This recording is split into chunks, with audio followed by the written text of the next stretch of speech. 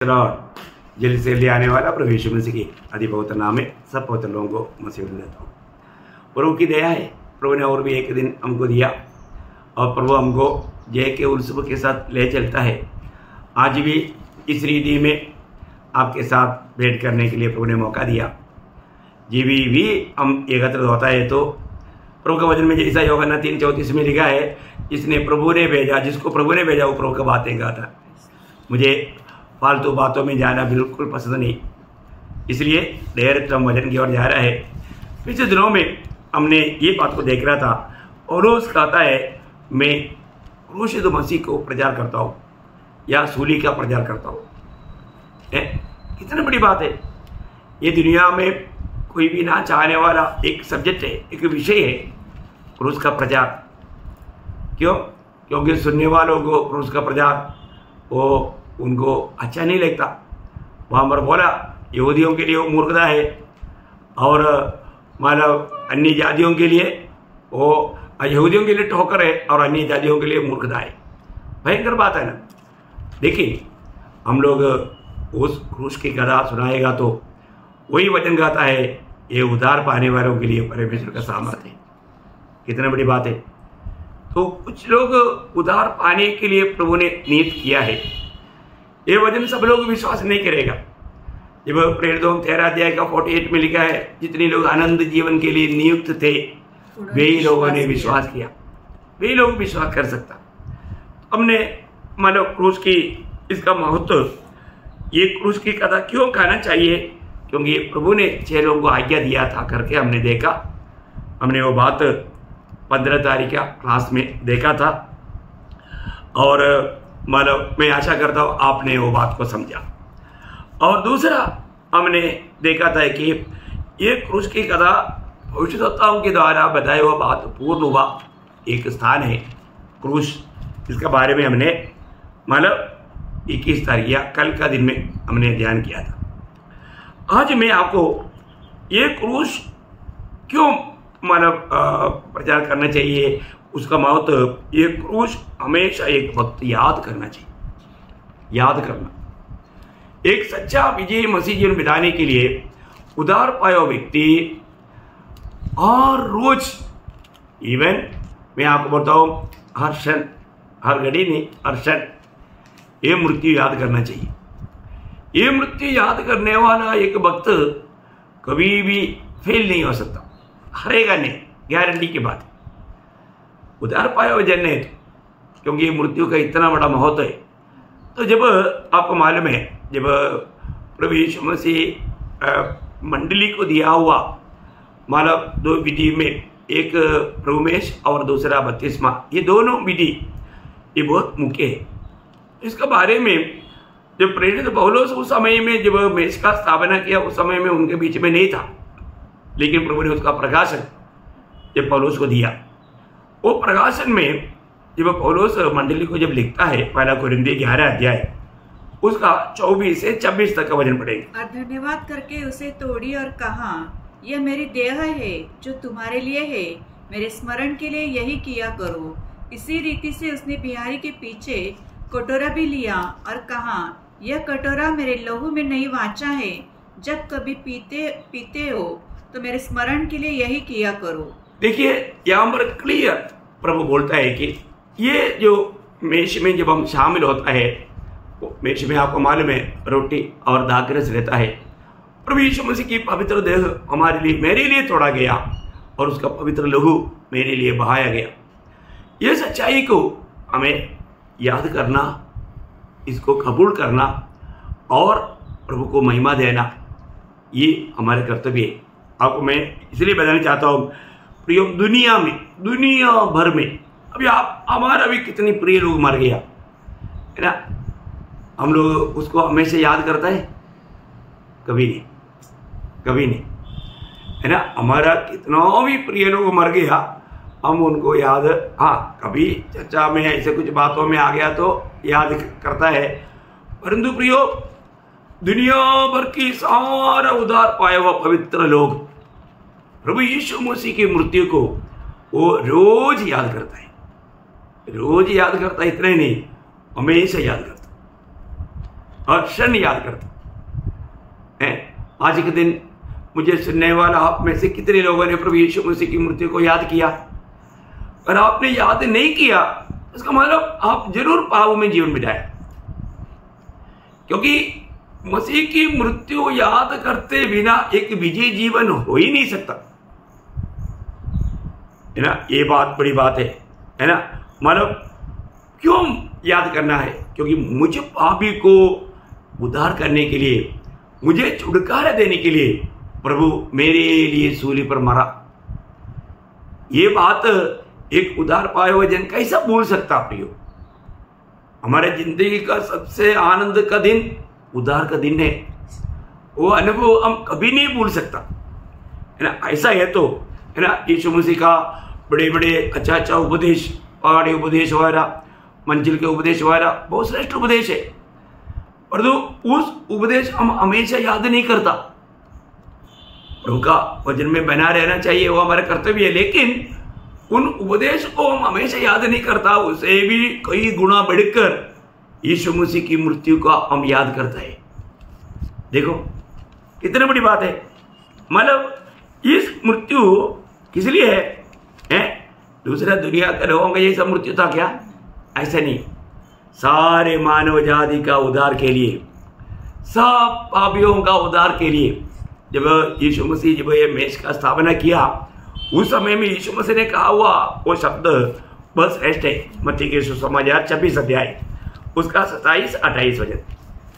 फिर उसने कटोरा लेकर धन्यवाद किया और उन्हें देकर कहा, तुम सब इसमें से पियो, क्योंकि ये वाचा का मेरा वह लहू है, ये वाचा का मेरा वह लहू है जो बहुतों के लिए पापों की क्षमा के निमित्त बहाया जाता है। देखा, ये नया नीम का वाचा का लहू है। बहुत बड़ी बात है प्रियो, ये नया नीम का वाचा का लहू है। बहुत बड़ी बात है। बहुतों की पापों की क्षमा के लिए बहाया जाता। देखा, बहुतों की बोले का मतलब सारे आदम पीढ़ी के लोगों को पाप की भयंकर सजा नरक की आग से बचाने के लिए बहाया जाने वाला यीशु मसीह की लहू, उसकी यादाइश के लिए प्रभु ने ये प्रभुमेश का स्थापना किया। अभी पवित्र लोग हर हफ्ता में पुनरुत्थान के दिन में, हफ्ता का पहला दिन जब एकत्र होता है तो उसमें सबसे बड़ी बात प्रभुमेश की सेवकाई है, क्योंकि हमें उस परमेश्वर के निकट आने का योग्य बनाया, स्वर्ग का योग्य बनाया, हमें धर्मी बनाया, हमें पवित्र जन करके स्वर्ग देखता। कितना बड़ा पदवी है। उसके लिए प्रभु ने हमारे लिए बहुत बड़ा दाम चुकाया, हमें बहुत बड़ा छुटकारा दिया, है ना। पहला पत्रोस पहला अध्याय उसका 18 और 19 वचन में हम पढ़ता है, क्योंकि तुम जानते हो कि तुम्हारा निकम्मा चाल चलन जो बाप दादा से चलता आता है, उससे तुम्हारा छुटकारा चांदी सोने अर्थात नाशवान वस्तु के द्वारा नहीं हुआ, पर निर्दोष और निष्कलंक मेमने अर्थात मसीह के बहुमूल्य लहू के द्वारा हुआ। देखा प्रियो, ये कितना अनोखा बात है। यीशु मसीह की बहुमूल्य लहू के द्वारा हुआ। हमें ये बात को जानना है। प्रभु यीशु मसीह की बहुमूल्य लहू, उसका मूल्य कोई वर्णन नहीं कर सकता। हमारे लिए प्रभु ने इतना बड़ा कार्य किया प्रियो। आप सोचिए, हमारा पाप की सजा से, अनंत काल के नरक की आग से हमें छुड़ाने के लिए प्रभु यीशु मसीह को अपना पवित्र लहू बहाना पड़ा। आपको मालूम, यीशु मसीह के जन्म के समय में भी यीशु नाम क्यों दिया?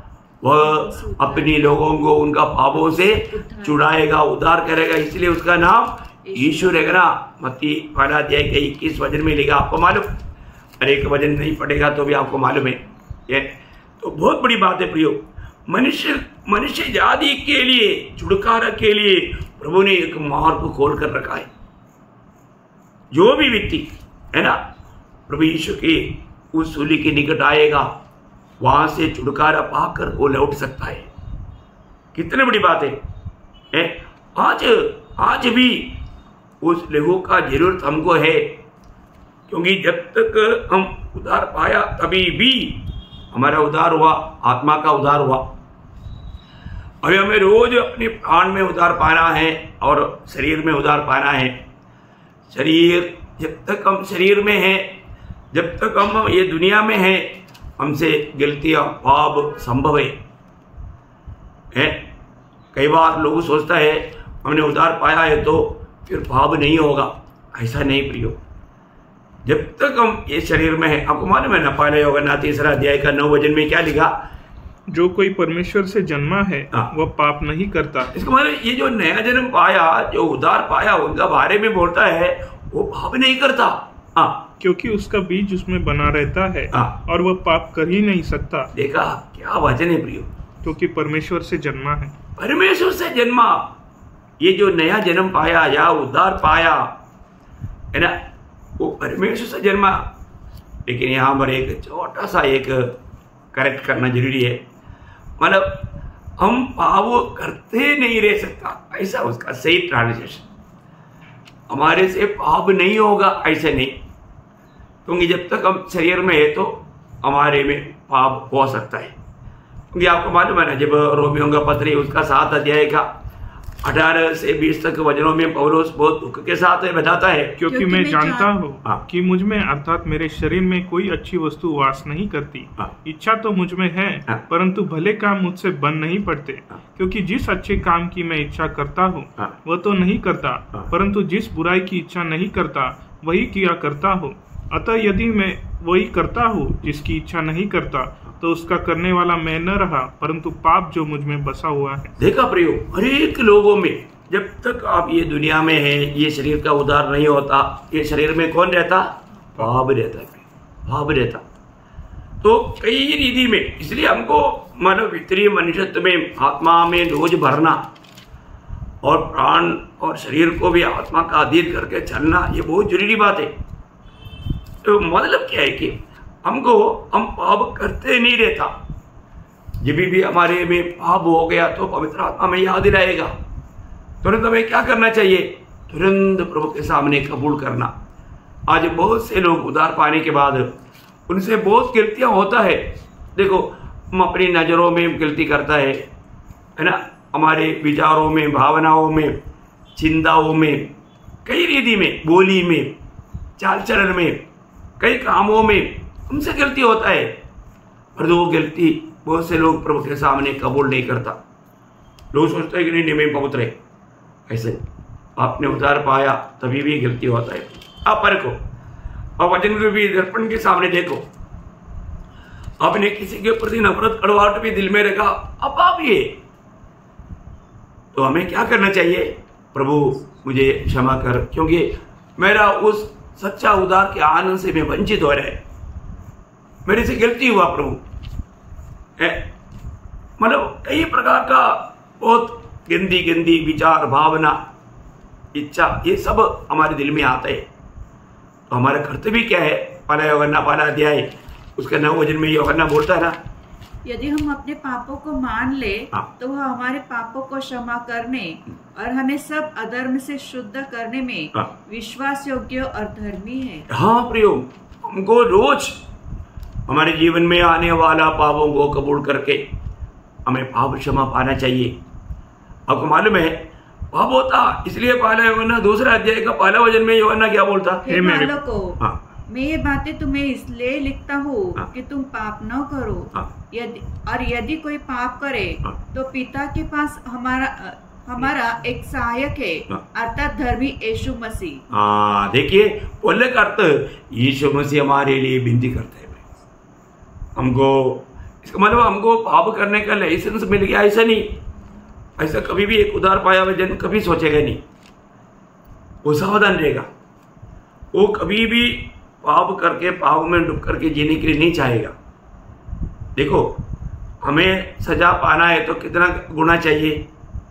एक ही गुना काफी है ना? एक ही गुना काफी है। रोज हम कितना पाप करता है? पाप करता है कि नहीं? हमारे जीवन में परखना है ना? जब रोमियों का पत्र उसका 1 अध्याय में पाप का कुछ स्वभाव मैं आपको बताना चाहूंगा। उसका 1 अध्याय, रोमियों का पत्र उसका 1 अध्याय उसका 29 से 32। इसलिए वे सब प्रकार के अधर्म और दुष्टता और लोभ और बैरभाव से भर गए और डाह और हत्या और झगड़े और छल और ईर्ष्या से भरपूर हो गए और चुगलखोर, बदनाम करने वाले, परमेश्वर से घृणा करने वाले, दूसरों का अनादर करने वाले, अभिमानी, डिंगमार, बुरी बुरी बातें के बनाने वाले, माता पिता की आज्ञा न मानने वाले, निर्बुद्धि, विश्वासघाती, माया रहित और निर्दय हो गए। वे तो परमेश्वर की यह विधि जानते हैं कि ऐसे ऐसे काम करने वाले मृत्यु के दंड के योग्य है, तो भी न केवल आप ही से ऐसे काम करवाते हैं वरन करवाने वालों से प्रसन्न भी होते हैं। देखो प्रियो, इस रीति का पाप में जीने वालों से भी प्रसन्न रह करके ऐसा बुरे काम करके जीने वाला वो नरक दंड से बचेगा नहीं। हमें परखना है इस रीति का कोई भी बात मेरे जीवन में एक ही है क्या, है ना। कुरिन्थ मंडली के कुछ लोग ऐसे स्वभाव के थे। ये बात पहला कुरिन्थी उसका 6 अध्याय का 11 वचन में पौलुस बोलता है, और तुम में से ऐसे कितने ऐसे ही थे, परंतु तुम प्रभु यीशु मसीह के नाम से और हमारे परमेश्वर की आत्मा से धोए गए और पवित्र हुए और धर्मी ठहरे। देखा, तुम भी पहले से ऐसे थे। कैसे थे? उसका 9-10 वचन। क्या तुम नहीं जानते कि अन्यायी लोग परमेश्वर के राज्य के वारिस न होंगे? धोखा न खाओ, न वेश्यागामी, न मूर्ति पूजक, न परश्रीगामी, न लुच्चे, न पुरुषगामी, न चोरी, न लोभी, न पियकर, न गाली देने वाले, न अंधेर करने वाले परमेश्वर के राज्य के वारिस न होंगे। प्रियो, ये बहुत बड़ी बात है। इस रीति में पाप में जीते हुए मैं उधार पाया बोल करके भी चलने से कुछ फायदा नहीं पियो। हमें ये बात को परखना है। ये बात गलाती मंडली को समझाने के टाइम पर भी पौलुस बोलता है, गलातियों का पत्री 5 अध्याय उसका 19 से 21। शरीर के काम तो प्रकट है, अर्थात व्यभिचार, गंदे काम, लुचपन, मूर्ति पूजा, टोना, बैर, झगड़ा, ईर्ष्या, क्रोध, विरोध, फूट, विधर्म, डाह, मतवालापन, लीला कीड़ा और इनके जैसे और काम हैं। इनके विषय में मैं तुमसे पहले से कह देता हूँ, जैसा पहले कह भी चुका हूँ, कि ऐसे ऐसे काम करने वाले परमेश्वर के राज्य के वारिस न होंगे। देखो, इतना क्लियर बात है। परमेश्वर का राज्य के लोग इस प्रकार का पाप करके उस राज्य में नहीं रह सकता। पाप हमें हमेशा प्रभु का राज्य से हमें दूर करेगा। आखिर में प्रकाशित वाक्य में भी 21 अध्याय का 8 वचन में ऐसे लिखा है, परंतु डरपोकों और अविश्वासियों और घिनौनों और हत्यारों और व्यभिचारियों और टोनों और मूर्ति पूजकों और सब झूठों का भाग उस झील में मिलेगा जो आग और गंधक से जलती रहती है। ये दूसरी मृत्यु है। इसका मतलब क्या है कि ये सारे वचन प्रभु ने हमारे लिए लिखा है। प्रियो, आज भी कितने लोग अंदर कड़वाहट, क्रोध, नफरत है, मानव दूसरे की बुरी बातें गाते हुए है, कितने लोग ऐसे जीवन में जाते हैं। प्रियो, वो लोग नहीं समझता इस रीति में पाप करने वाला पापी मरेगा। वो मर करके कहाँ जाएगा ये हमें जानना है ना। पाप का मजदूर ये मृत्यु, हम हर एक लोगों को जानना है। प्रभु ने सबके लिए, हम सबके लिए इतना बड़ा उद्धार तैयार किया। आज कोई भी व्यक्ति पाप के कारण नरक में जाना प्रभु का पसंद नहीं, प्रभु नहीं चाहता। आपको सबको मालूम है, मानव इब्रानियों 9 अध्याय उसका 27-28 वचन हमारे लिए कितना बड़ा चेतावनी है। कई बार कई लोग ये बात को नहीं जानते। और जैसे मनुष्य के लिए एक बार मरना और उसके बाद न्याय का होना नियुक्त है, वैसे ही मसीह भी बहुतों के पापों को उठा ले लिए एक बार बलिदान हुआ। देखा, वो एक बार जब दुनिया में आया, वो सबका पाप उड़ा ले जा करके सूली पर मरा। और आगे, और जो लोग उसकी बाट जोतते हैं उनके उद्धार के लिए दूसरी बार बिना पाप उठाए हुए दिखाई देगा। कितना बड़ी बात है। यहाँ पर खास 3 बात बोलते हैं। पहली बात, हम एक दिन मरेगा। क्यों मरेगा? क्योंकि हम लोग सब पाप में जन्मा है और पाप का मजदूरी मृत्यु है। इसलिए हमको ये शरीर से, ये दुनिया से जाना पड़ेगा। बहुत बड़ी बात है। लेकिन मरने के बाद बात खत्म नहीं हुआ। आज बहुत लोग सोचता है कि मर गया तो बच गया ना। मरने के बाद न्याय है। प्रियो, प्रभु यीशु मसीह के न्यायासन के सामने हमारे जीवन का एक बातों का हमें लेखा प्रभु लेगा। इतनी बड़ी बात है, क्योंकि वो इस दुनिया में एक बार आया। एक बार ये दुनिया में क्यों आया, उसका 9 अध्याय का 26 वचन, इब्रानियों 9 का 26। नहीं तो जगत की उत्पत्ति से पहले से लेकर उसको बार बार दुख उठाना पड़ता, पर अब युग के अंत में वो एक ही बार प्रकट हुआ है। एक ही बार प्रकट हुआ, अपने ही बलिदान के द्वारा पापों को दूर करते। देखा, मतलब हमें पाप से छुड़ाने के लिए वो एक बार प्रकट हुआ। यीशु मसीह एक बार ये दुनिया में आया, हम पापियों का उद्धार करने के लिए आया। कितना बड़ी बात है प्रियो, उसकी पवित्र लहू हमारे लिए बहाया। हमने ये बात को जानना, ये सूली की मृत्यु उद्धार पाए हुए कि जन कभी नहीं भूल सकता। वो इस दुनिया में आकर हमारा पापों को लेकर हमारे लिए सूली पर बलिदान हुआ, उसका पवित्र लहू हमारे लिए बहाया। उस लहू के द्वारा हमें पाप का क्षमा प्रभु ने प्रदान किया।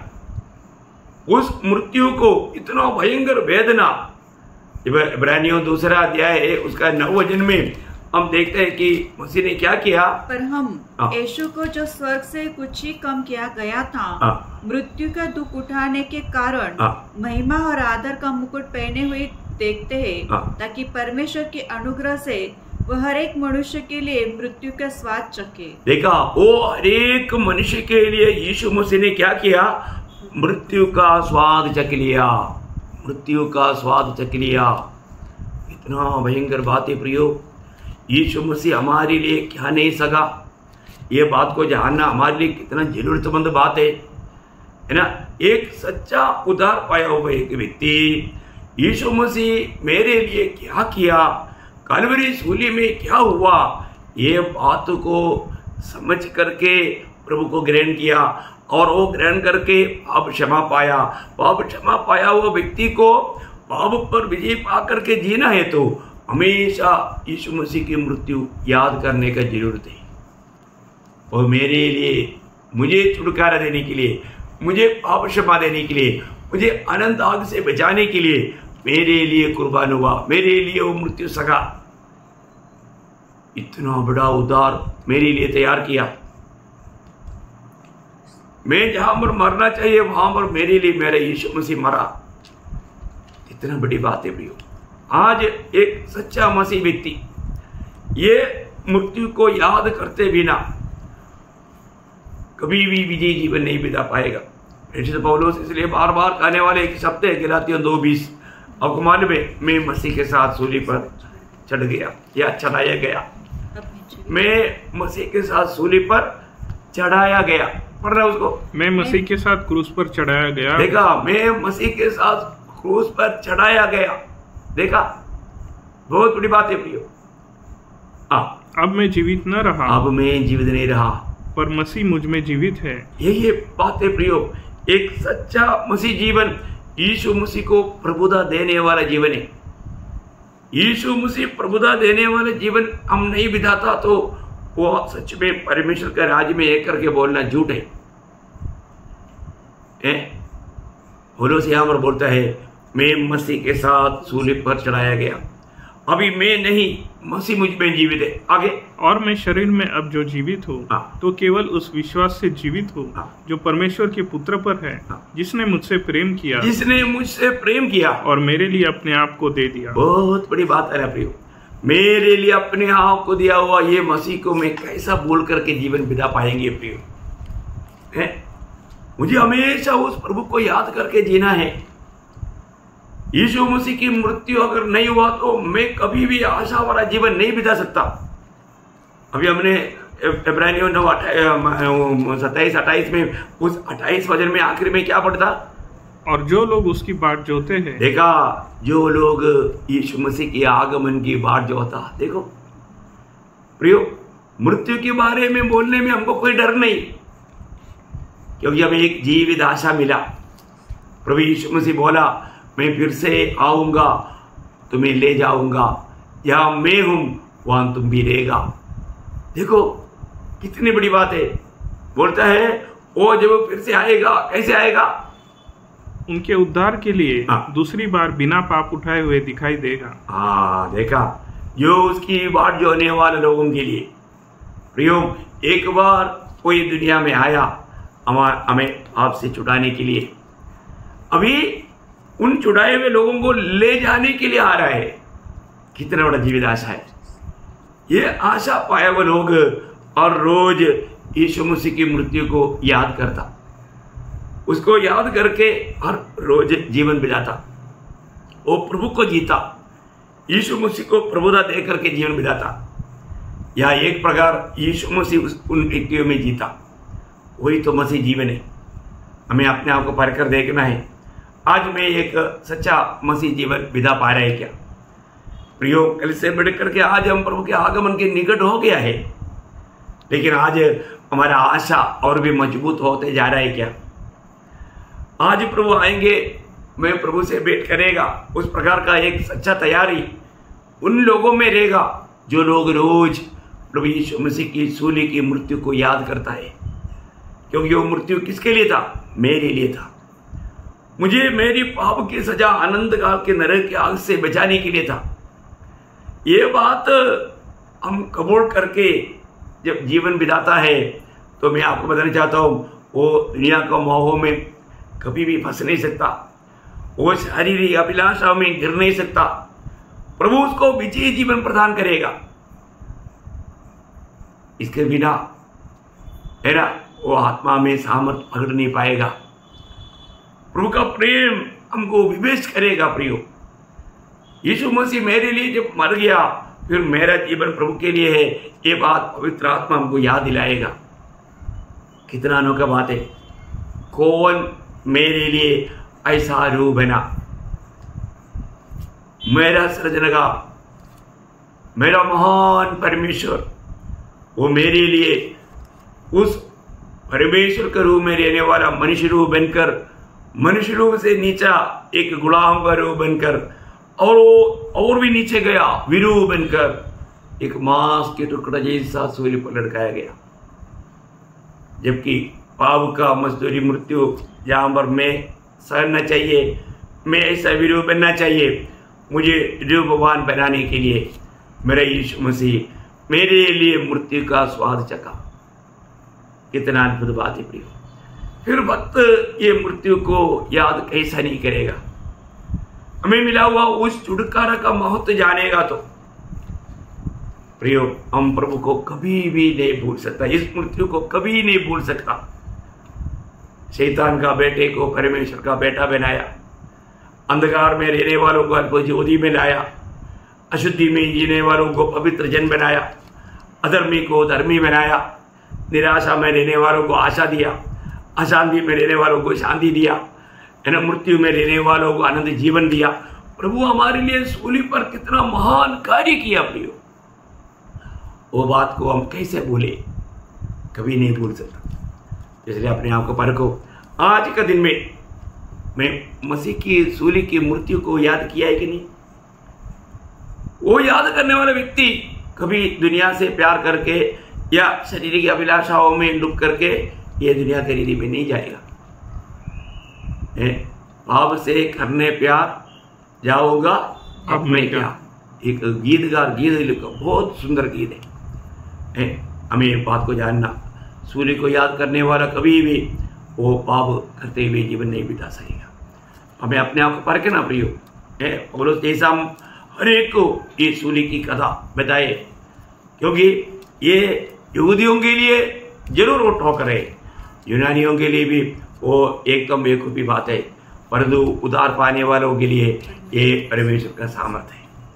ये सामर्थ्य मिलने वाला, परमेश्वर के चुने हुए लोगों को सामर्थ्य मिलने वाला इस क्रूस की कथा सुनाने में हमेशा हम उत्साही रहे, हम याद करें और लोगों को सुनाएं।